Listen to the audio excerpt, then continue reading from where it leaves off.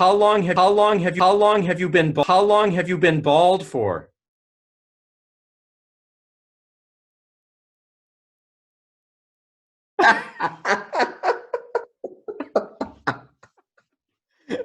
Was it that first church you lost all your hair? No. When I was here, I think around 2000 and around 2010, that's when I decided to say, you know what? Let me just remove everything because there was there was uninvited spot coming in. I'm not there yet, but I'm sure I'll be there. So I will be your brother in arms. And no hair. Children made your hair fall out, right? I would say it's a mixture of everything. The children, not Mrs. the work, the congregation, but not Mrs. T. And wing. Oh, oh, come on. Could not be. Never. Oh, no. You know, this is a good question. Somebody also asked me how that happened. To be honest, I don't know. It's just that one day I realized like that I've got what's happening, you know? Okay. Angazi. Don't know. So, no one to be blamed. Gotcha. It just happened. Yeah. It's not that you sinned or your parents sinned. It's to show the glory of God. Yebo. No. Yebo Baba. Yebo Baba. Yebo Baba. Oh, all right. Very good. All right. So let's see. So you are married. How long have you and Mrs. T been married for? We've been married for this year. We'll be having our 9th year anniversary. Okay. Because we got married on the 2nd of July, 2011. Oh, wow. Gotcha. Okay. Yes. Okay. Yes. Very good. So, it will be 9 years in marriage and also 5 years together knowing each other. So, it's quite a big time. Yeah. Well, very good. Very good. Yes. And you have, is it 3 children? Yes, we have got 3 children with us alive. But we've got the 4th one was called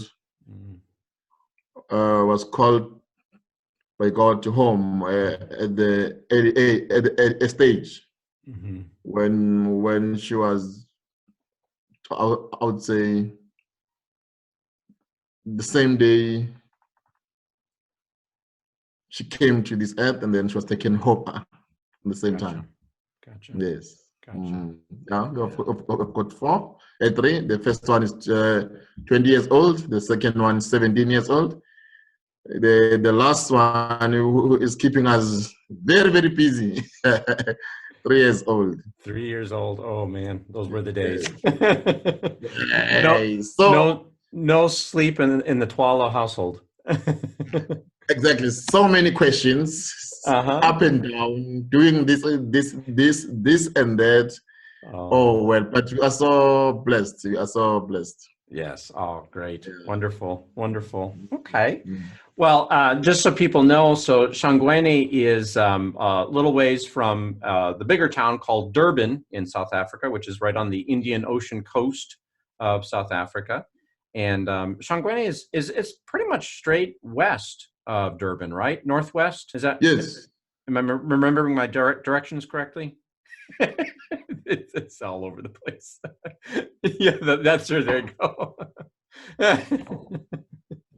Yeah, you had to check the sun to see where the sun was to make sure he knew it.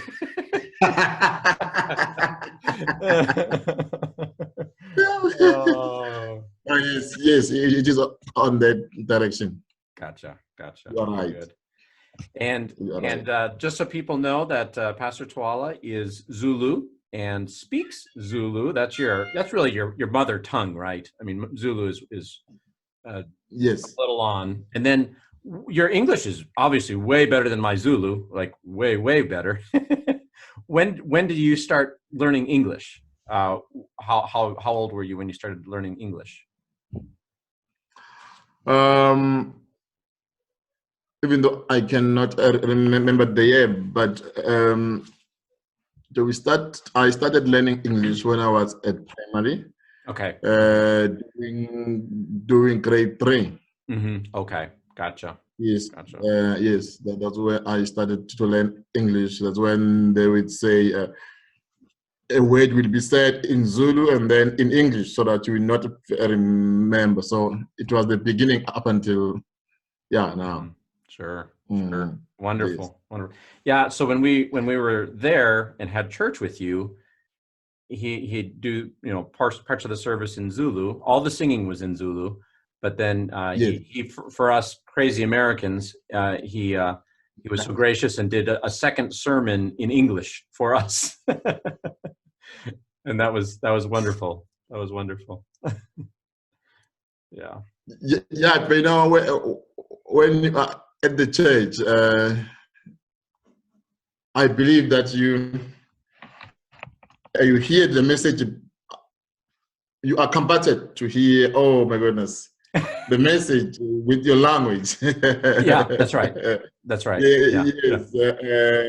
So every time when I've got guests or visitors, I try to do it in Zulu so that my congregation also will get the message in their vernacular language, and also try by all means just to combine weight so that our guests will also hear something on the sermon. Yeah. Definitely. Although, and we did. Yes. Thank you. Yeah. No, beautiful. Sure. No, so I've got there. My background is I'll try to get out of the way here. I could see. the front of the Lutheran Church in Shangwene, and we got a pulpit here, and Yes. I think is baptismal font. Yep, I see the baptismal font, Yes. and Yes. looks a lot like our churches here in America. So yeah, wonderful. Definitely. It was an honor, or I was humbled when you were here, when I asked you to do the message in a foreign country, the foreign people. But I remember for the first time you said, who will be interpreting? I just said, no one will be interpreting. You just talk. You just talk using your language. Are they gonna able to understand, to follow? I said, the Lord will interpret for them. You did a wonderful job, and you were so heavy. I still have that move when you were moving on the altar, proclaiming the gospel. That was marvelous. That was so good. That's so kind of yeah. In fact, I got to use a little bit of this right here. I did my best. Dear Justice taught me as best he could to speak this verse right here. Kefa unkunlukulu waya bonakalisa ukisitanda wake galaku uguti si sezoni ukristu wasafela. Oh, was that? Oh. Excellent. That wasn't so bad, huh?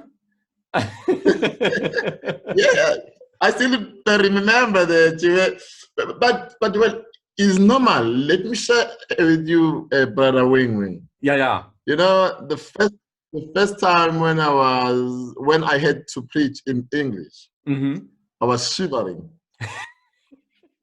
I was shivering. One, the language itself. Two, the audience. Three, the pronunciation. Fourth, was that, are they going to follow my message the way I have planned? Am I will be using the proper words? You know, it's a mixture of that. At the end, it's just shivering. Oh no. Oh my goodness. Yeah, I can only imagine. When I did that, one thing that, because I know I mean, we're certainly privy to it here in America. We understand the racial divide that certainly exists here in America, and certainly what has existed in South Africa too. And it was, I don't know if it was right or not. You never told me, and but I came down and I put my arm around you to very much clearly declare that there is no difference between us. We are brothers in Christ. And the thing that unifies us is so greater than the differences that may be appearing. And it was a joy and an absolute humbling pleasure to be with you and with the people there at the Lutheran Church in Shongweni, to hear Christ as the focus of who you are. Tell me, as a true Zulu, what you think of this. Oh, a giraffe. A giraffe? Yes, a giraffe. Giraffe. Yes, giraffe. Mostly when I see this, it reminds me about Kruger National Park. Oh, okay. There you go. Yes, Kruger National Park. Oh, I remember you telling us when we went to the national park, and you're like, what's the big deal? These are just silly animals, you know. You said something to the effect of, like, for Zulu people, it's like, who cares? They're more of a nuisance than anything, right? Definitely, you know, when it comes to like animals, the view, you know, you say, okay, this is an animal. Why I should go to like Kruger National Park to see the view, to see these animals? No, just an animal. But now it's starting to change because the young generation, they are not slowly but surely are changing. Ah, sure. You know. Mm-hmm. But the previous one, oh no, just an animal. I should pay a money to go and look for animals. No. Mm-hmm. Secondly, the view. The view. Then when you remember when you were here. Yeah. Oh, a nice view. Oh, so, yeah. Sure. Are they people crazy? This is just a mountain, man. I've been looking for this for quite years. That is right. But you know what? For someone who has visited your country, will be in a good position to understand you very well when you are saying the nice view, what they want, because these two countries are too different. Yeah. Yes, too different. So now when you are saying nice view, I'm fine. I'm able to follow it. Oh, for them, it's the new thing. For us, oh man, I've been with this for quite a long time.